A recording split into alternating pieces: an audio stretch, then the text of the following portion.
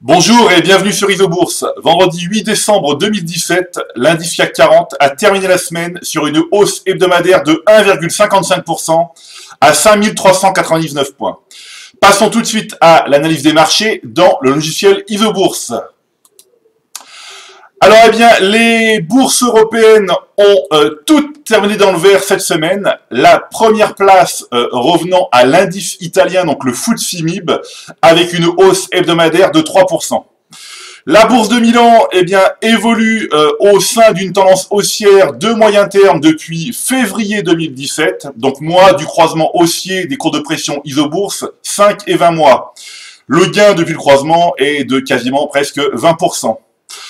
En milieu de tableau, eh bien, on trouve l'indice CAC 40, donc l'indice CAC 40 qui a progressé de 1,5% cette semaine. Alors, comme ses homologues européens, eh bien, le CAC 40 poursuit son avancée à moyen terme depuis le croisement haussier des cours de pression Isobourse 5 et 20 mois, validé en novembre 2016, donc plus 18% de gain depuis le signal Isobourse. Alors à court terme, eh bien, l'indice CAC 40 se cherche une tendance comme le montrent les courbes de pression Isobourse 5 et 20 semaines.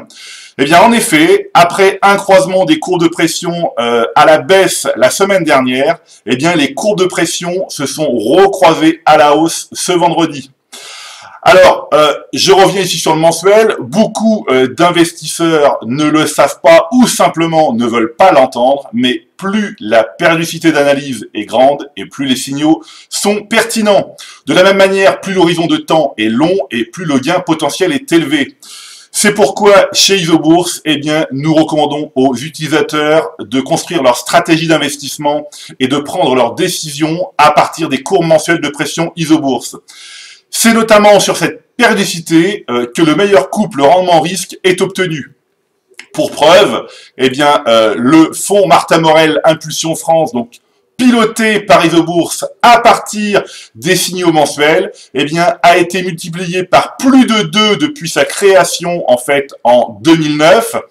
Tout en battant, eh bien, l'indice SBF 120 ici en rouge, donc dividendes réinvestis sur cette longue période significative. Alors, avec Isobourse, eh bien, il est facile de rechercher rapidement les valeurs dont la tendance moyen terme est toujours haussière. Alors, à partir d'un screening ici sur les valeurs du CAC 40, eh bien, il suffit de créer donc un nouveau filtre, voilà, en indiquant un triangle vert dans la colonne signal technique 20 périodes, voilà, de choisir la périodicité mensuelle, voilà, ici, et donc de cliquer sur le bouton actualiser.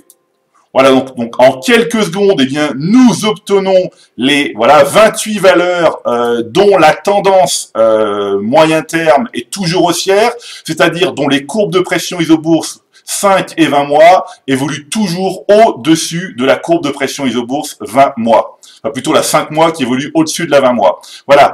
En indiquant donc un deuxième triangle vert, mais cette fois-ci dans la colonne signal technique 5 périodes, voilà, comme ici, eh bien, on va aussi cliquer sur actualiser. Eh bien, nous affinons la sélection. Il ne reste plus que 11 titres. Donc, nous affinons la sélection pour conserver uniquement les valeurs les plus résistantes à la consolidation actuelle.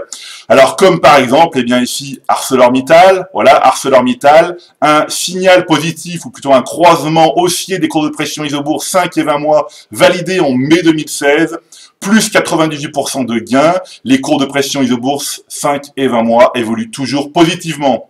On peut continuer ici avec Airbus.